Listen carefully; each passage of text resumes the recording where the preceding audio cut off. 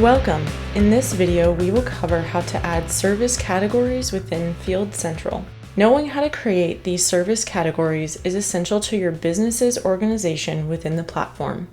The service categories you establish here will house the various work to-dos that your company offers to customers. Once you have logged into your Field Central web account, click on the settings icon within the Quick Access panel. Click Open under Services, and then click Open under Services and Work To-Dos.